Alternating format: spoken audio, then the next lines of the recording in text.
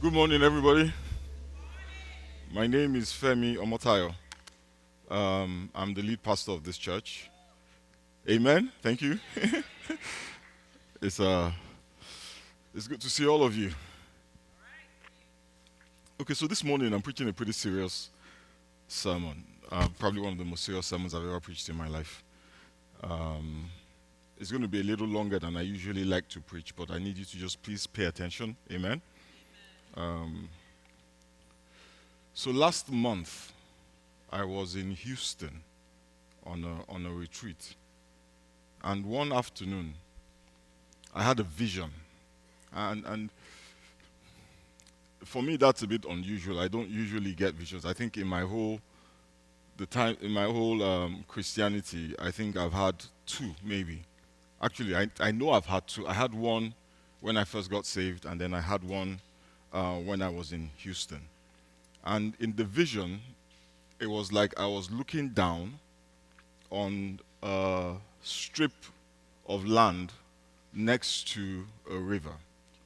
And the scary thing was that the field by the riverside was full of dead bodies. Like hundreds and thousands and uncountable number of dead bodies. And more dead bodies were being added. The pile just kept growing. And the bodies were black from decomposition. And I didn't understand it. And it kind of scared me. But, I moved on. And then last Saturday, Saturday into Sunday, I had a dream. Now, I don't have time to go into the details of the dream, but the interpretation of the dream was that there was some kind of transmissible disease circulating amongst people.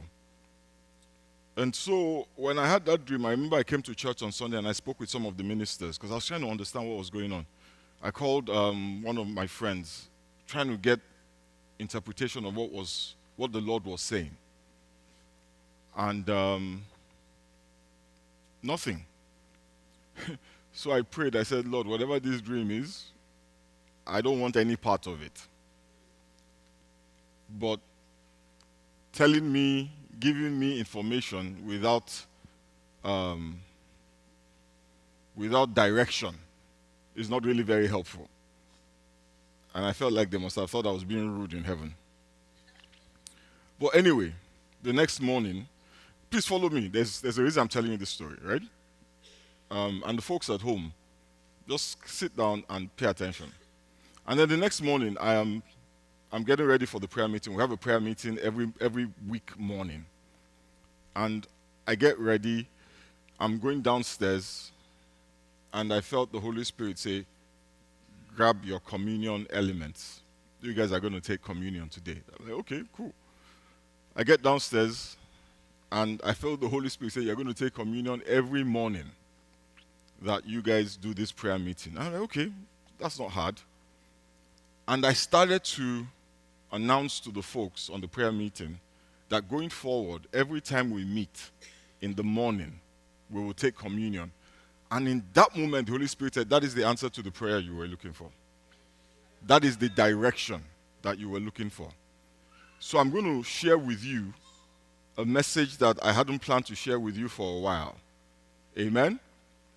But even after I felt that that was the answer to my inquiry as to what to do, I was a little, and I decided, okay, do you know what, I'm going to come to church, I'm going to preach this sermon, and it's going to be great. Yeah.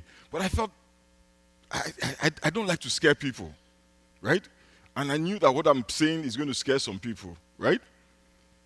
Then yesterday morning, out of the blues, I get a call from somebody. And what the person starts to tell me is a version of my vision and my dream. And I listened to her talk, and she talked and she talked and she talked. And she was informing me of what God was saying to her. So I said to her that, okay, well, thank you, but this is just a confirmation of what the Lord had told me. And that it was a confirmation that I needed to share it with you guys today. So technically, this sermon is an interruption of regular programming. Pastor Sheikh, this is not what I was supposed to be talking about today. But here we are. I have shared this with our servant leaders, and when I shared it, I didn't have the full picture, as I do now. Let's turn our Bibles to Genesis chapter 2. I'll read from verse 9. Do you guys understand what I just said? Okay. The Lord God made all sorts of trees grow up from the ground, trees that were beautiful and that produced delicious fruit. In the middle of the garden, don't you know me say in the middle of the garden? He placed the tree of life and the tree of the knowledge of good and evil.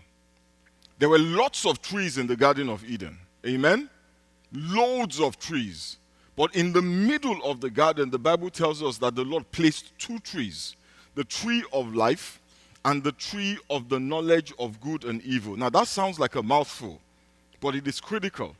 The tree of life and the tree of the knowledge of good and evil. Amen? Now let's read Genesis 2 from verses 15 to 17. It says, the Lord God placed the man in the Garden of Eden to tend and watch over it. But the Lord God warned him, you may freely eat the fruit of every tree in the garden. Verse 17, except, don't you say except the tree of the knowledge of good and evil. If you eat its fruit, you are sure to die. The Lord said, you can eat anything you want, right? You can eat from any of the trees, right? But this tree, the tree of the knowledge of good and evil, do not eat it. If you eat it, you are going to die. And then Eve was deceived by the devil into disobeying God. And out of all the trees in the garden, she chose to eat from the tree of the knowledge of good and evil. And then she convinced Adam to do the same. Now let me pause here for a minute. There's this meme going around about how the devil only wanted to give us knowledge. And how the devil may be the victim here. I don't know if anybody has seen it. And the devil is being painted as this sympathetic guy who just wanted human beings to be as smart as God. And that God is the one who is trying to suppress knowledge. Censor knowledge and keep all the knowledge to himself so that mankind will always be subservient to him. That meme is the devil himself. So the devil convinced Eve. Eve then convinced Adam. And this is an interesting thing. If Eve alone had eaten it, it would not have caused the problem that it caused. It was important that Adam ate it as well. And once Adam ate it, let me tell you what they did. They introduced a dynamic into human existence that was not a part of God's original intention. You see, there were two problems with eating from that tree. Number one, God said if you eat it, you will die. So by eating it, they introduced death into the human experience. When God made Adam and Eve, God did not make them to die. Dying was not a part of the plan. Amen? They were just supposed to keep reproducing. According to God's plan, Adam would still be alive now. Amen? But they did what they did, and they introduced death into the dynamic. But it also introduced the concept of sin and accountability. Because they ate from the tree of the knowledge of good and evil. Guess what? Now they knew the difference between good and evil. In the past, they didn't know the difference. If you do evil, if you sin, because they now know the difference, they will be held accountable. They will be judged. Before they ate the fruit of the tree of the knowledge of good and evil, they did not know the difference between good or evil. The tree enlightened them in the wrong way. Now they knew the difference. Before then, they didn't know. In fact, the Bible says they walked around naked and they were not ashamed. But the minute they ate the fruit, they immediately recognized they were naked. And they sought to cover themselves up. So basically, through eating the fruit, sin and death and judgment entered into Adam's dynamic. And the death was, first of all, a spiritual death that would eventually lead to a physical death. You see, once eternal life is taken away, it was only a matter of time before physical life would end too. And since that time, man has been dying. Man's life and body has been on a downward spiral. Sickness and disease entered into man's reality. And this was not God's plan. This was not God's plan. And so, in order to restore us to his original plan, what did he do? He sent Jesus. And when Jesus went to the cross, in Romans chapter 4, verse 25, the Bible says he was delivered over to death for our sins and was raised to life for our justification. 1 Corinthians 15, verses 3 to 4 says, "For what I received, I passed on to you as of first importance." Don't you say first importance? That Christ died for our sins according to the scriptures. That he was buried, that he was raised on the third day according to the scriptures. And Matthew 26, 28, he says, "For this is my blood, which confirms the covenant between God and his people. It is poured out as a sacrifice." Don't your neighbor say, as a sacrifice. Don't your neighbor say, to forgive. It is poured out as a sacrifice to forgive the sins of many. So when Jesus hung on that cross, his blood was shed. The King James Version says, for the remission of sins. He was delivered over to death to pay for our sins. Listen, he died for our sins. But that is not the only thing that happened on the cross. In Isaiah 53 verse 5, the Bible says, but he was pierced. So on the cross he died. But before he died, the Bible says he was pierced. Don't you say pierced? He was pierced for our transgressions. He was crushed. Don't you ever say crushed? He was crushed for our iniquities. The punishment, don't you ever say punishment, that brought us peace was upon him, and by his wounds, don't you ever say wounds, we are healed. Other versions will say, by his stripes, we are healed. So on the cross, follow me, he not only paid for our sins, what else did he do? He paid for our healing. He was bruised, crushed, pierced for our sins. But he was whipped for our healing. Healing from what? From sickness and from disease. So two things happened on the cross. Number one, his blood was shed so that we could receive forgiveness. But his body was wounded. It was pierced. It was bruised to pay for what? Our healing. And his blood was shed for the forgiveness of our sins. Wounded, what was that word? Pierced, crushed. He was chastised for what? Our peace. Right? So, sins, peace, and what else? Healing. On the cross. Sin, peace, and healing. All of that was paid for on the cross. But that is not our reality. He paid for it, but many of us are not experiencing it. We are forgiven our sins, and we are walking in that forgiveness. We are living in the reality of being forgiven. The Bible says that because of what Christ has done, we should come with boldness before the throne of grace. And many of us are approaching God with boldness because we understand that our sins have been forgiven. We know that we are no longer enemies with God. So we pray with confidence. We're not living under condemnation. When the devil comes and tells us you're a sinner, we know to tell him, get out of here. I am the righteousness of God in Christ Jesus. We know to say that I am seated in heavenly places with Christ Jesus. We know that we are saved by grace through faith. We understand that we are living in it. But we're still falling sick. We're still catching bugs, viruses, as if he didn't already pay the price for our healing. We should not be falling sick. Listen. If you can believe that he has paid for your sins, why can't you believe he has paid for your healing? It was the same event.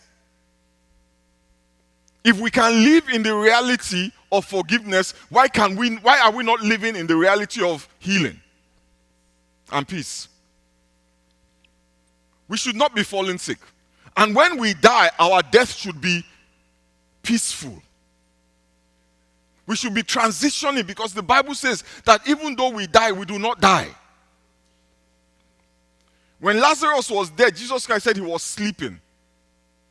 Our death should be like we're falling asleep, but that is not what is happening. Why? Why should we be healed? Why should we have peace? He paid for it. So what's the problem?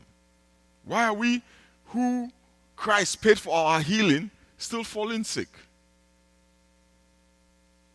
In the New Testament, there's only one reason for it. Why anybody would be sick who is in Christ. Only one reason. Let's turn our Bibles, or let's read 1 Corinthians 11, 23 to 31. Can you pull up the NIV? Awesome.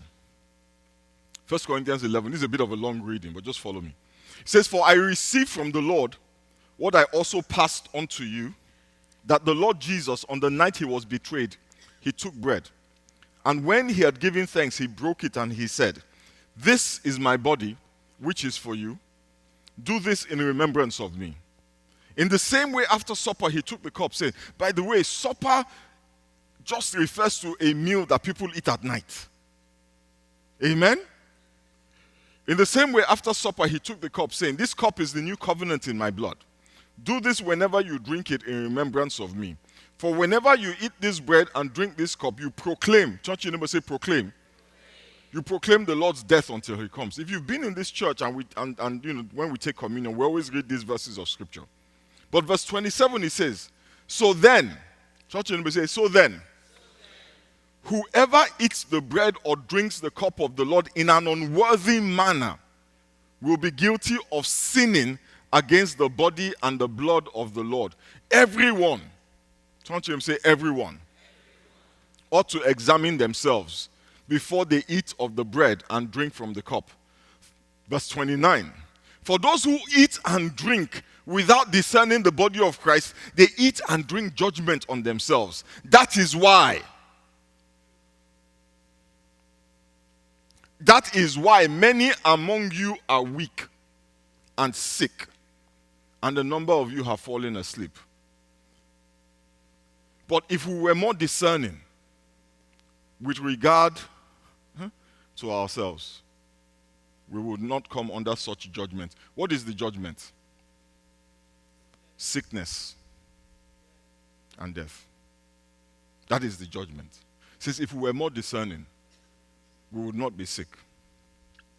Paul says the reason why many in the church are weak and sick and fall asleep is because they do not discern the body of Christ. You know, I grew up hearing these verses, and every time before we took communion, I don't know if you guys ever experienced this, the pastor or the priest would always read verse 27. "Whoever eats the bread and drinks the cup in an unworthy manner is guilty of sinning against the body and the blood of Christ." And after they read you this verse, oh, the fear that will grip your soul. When they bring communion, say, "Pass me by, keep it moving." We turn our face away. Because we have been threatened with judgment. In fact, in the Catholic Church, the Roman Catholic Church, I grew up Roman Catholic. The priest is allowed to deny you communion or even ban you entirely from communion if he feels you are living an ungodly life. If you go to church improperly dressed, and when I say improperly dressed, based on the priest's perception of what is proper. If you go to church and everybody lines up for communion, the guy will literally skip you and move on to the next person. So we knew better than to take communion if you have been at the club the night before. Because if you eat that bread, woe betide you, the angels will flog you out of church. But you see, the problem is this, right? That interpretation is very flawed. Because the truth is this, nobody is worthy. The Bible says all have sinned and fall short of the glory of God. And if you say there is no sin in you, you're a liar. Everybody in this room is unworthy. You see, that verse is not talking about being unworthy. It is not talking about the unworthy. It is talking about an unworthy manner. The problem is not the who. The problem is the how. It is not who eats communion that is the problem. It is how we all eat communion is the problem. So you can be born again. You don't have to go to the club on Saturday night for there to be a problem. The problem comes from how you do it. Paul was speaking to Christians cleansed by the blood. The problem was the way they were eating the thing. The way they were doing it is why they were getting sick and weak and falling asleep. And that is why I'm preaching this sermon today, because there's something coming. I don't know if it is this year or next year, but it is coming. I've received too many confirmations now to doubt that it is coming. And the way that we do it matters, because that is where our protection is. Paul said they were doing it without discerning the body of Christ. That was the problem. They were doing it without discerning the body of Christ. And that word discern, it simply means to separate. They were doing it without separating the body of Christ. Let's read that verse again. It says, some are sick and weak and fall asleep because they eat unworthily by not separating the body of Christ. Separating it from what? They were not separating the body. He didn't say they were not separating the blood. He says they were not separating the body. Amen? They were not separating the body from the blood. They were eating communion like the body and the blood were the same thing. There's a difference. They serve two different purposes. They mean two different things. They do two different things. And these folks didn't understand the function. They didn't understand the purpose of the body. They would lump it together with the blood. So when they took communion, it was all about the forgiveness of sins. And in doing that, they were doing themselves a major disservice, because guess what? Their faith was not activated to receive the blessings that were attached to an understanding of what happened to the body of Christ on the cross. They didn't understand what it meant. Matthew 26, verse 27 to 29 says, while they were eating, Jesus took bread, and when he had given thanks, he broke it and he gave it to his disciples, saying, take and eat, this is my body. Then he took a cup, and when he had given thanks, he gave it to them, saying, drink from it, all of you. This is my blood of the new covenant, which is poured out for many for the forgiveness of sins. I tell you, I will not drink from this fruit of the vine from now on until that day when I drink it new with you in my Father's kingdom. He took the bread, he broke it, he gave it to them. He said, take, eat, this is my body. After that, he took the cup and he said, this is my blood of the covenant, and it is poured out for the forgiveness of sin. So the blood, listen, was shed for the forgiveness of sins. Amen? But look at what the Bible says in Isaiah 53, verse 4. It says, however, it was our sicknesses that he himself bore. and our pains that he carried. Yet we ourselves assumed that he had been afflicted, struck down by God, and humiliated. Now, verse 5. But he was pierced for our offenses. He was crushed for our wrongdoings. The punishment for our well-being was laid upon him, and by his wounds we are healed. The wounds on his body was for our healing. And these folks, the Corinthian church, did not understand that the body was wounded so that we could be healed. You know, John the Baptist called Jesus Christ the Lamb of God who takes away the sins of the world. When he said that, behold, the Lamb of God who takes away the sins of the world, he was referring to Jesus, right? You know, Paul actually called Jesus our Passover lamb. And I've talked about the Passover night many times. The Bible says on the night that the angel of death came and killed all the firstborn of Egypt, God told the Israelites, now listen to this, he said to them, get a lamb, each household, get one lamb, pure, clean. Yeah? Kill the lamb and take the blood and put it on the doorposts and the lintels. You know what doorposts and the lintels are, right? The entrance, the door frame. Yeah? Put it on the doorposts and the lintels of their home. But what happened to the rest of the lamb? He said, take that lamb, after you have taken the blood, take the lamb and roast it in fire and eat every part of it. He said, don't eat it raw. Steak tartare. He says, don't boil it. Don't fry it. Roast it. It had to be roasted. And they had to eat it, all of it. That night, the angel of death came. And you could hear the wailing of mothers as they held their sons dying in their arms. You could hear the screams in Egypt. But in Goshen, there was calm. There was silence. Not one person died that night. When death came to Egypt, Goshen became a sanctuary city for the children of God. It became a safe haven. They were protected from what was happening everywhere else. What everyone else was experiencing, the children of God did not experience. The terror, the evil, the mourning, the dying, it was happening outside. They did not experience it. Why? The blood of the lamb was on the doorpost and the lintels of their homes. When the angel of death came, you think the angel of death knows geography?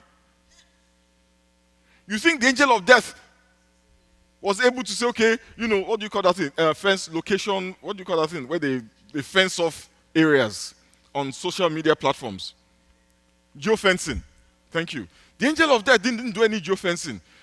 God said, go to that place, kill all of them. He said, yes, sir. And he went and started killing. He just started killing. And then he gets to a house and he sees blood on the doorpost. You know what he does? Somebody has died here. Let's move over to the next one. Then he will go to the next house. He sees blood. We got to pass over this one. Somebody has died here. We don't need to go in there. Somebody already died here. But any house where there was no blood, he went in and he killed. So people were dying in Egypt. But in Goshen, nobody was dying. Angel of death kept passing over, passing over, passing over, passing over. It was the blood of the lamb that protected them. They had to roast that lamb and eat all of it. If any Israelite had had the was foolish enough to not be in a house. And I don't like all this blood talk. It's too gory for me. And chose to stay outside the house. The angel of death would have, if that person was the firstborn, they would have died. The only thing that protected them wasn't their ethnicity that protected them. It was the blood of the lamb that protected them.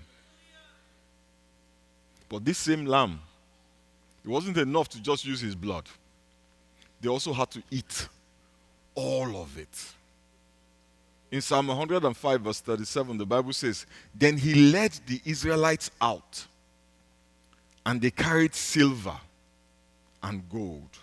And all of them, guess what? They were healthy and they were strong." The King James Version says, "Not one feeble among them."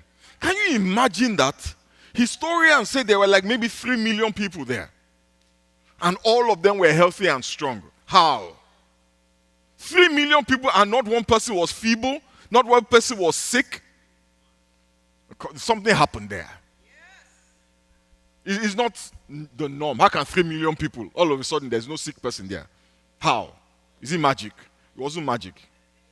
You see, the blood protected them from the angel of death. Yeah? But the roasted lamb that they ate, it was that lamb that they ate that gave them the strength and the health that they needed for the journey to the promised land.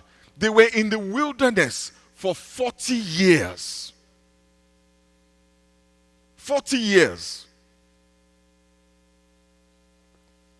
God used that lamb to give them the strength.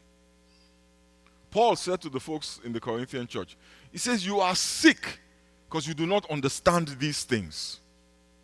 So I studied logic in college, right? So if not discerning the body made them sick, it's only logical that discerning the body should make them whole. And think about Jesus Christ. Everybody who came into contact with Christ, everybody who touched him was made whole. Everybody who encountered him was healed. So when you and I, when we eat the body of the lamb, when we eat the body of our Passover lamb, we receive the strength and the health to get us to the promised land. So the blood of the lamb protects us. The body of the lamb heals us. And I want to close with this.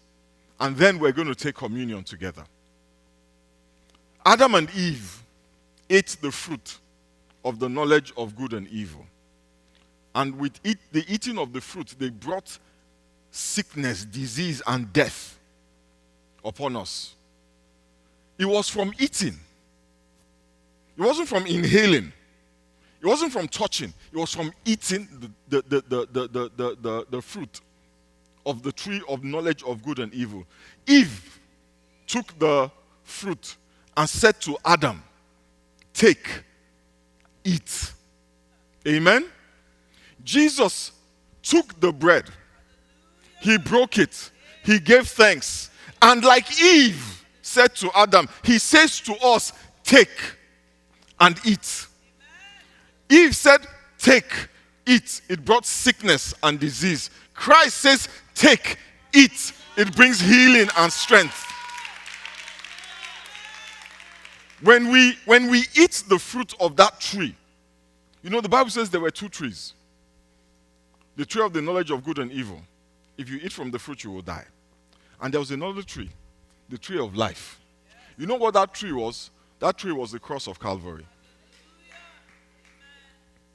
You see, when we ate through Adam of the knowledge of good and evil, death, sin, sickness, disease entered.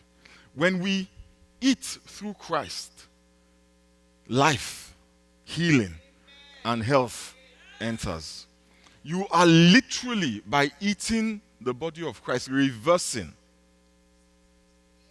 the curse, the judgment, the sickness, the disease, the dying.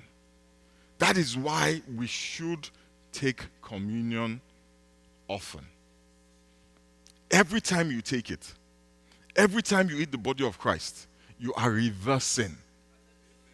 You are reversing what Eve did in the Garden of Eden. This year, my brothers and sisters, I want to encourage you. It is not a law, but I want to encourage you. Don't wait until we take communion in church once a month. Don't wait. If you have any health issues, allergies, your cholesterol is high, mental health issues, take communion. Eat the flesh of the lamb. There's life in it. There's healing in it.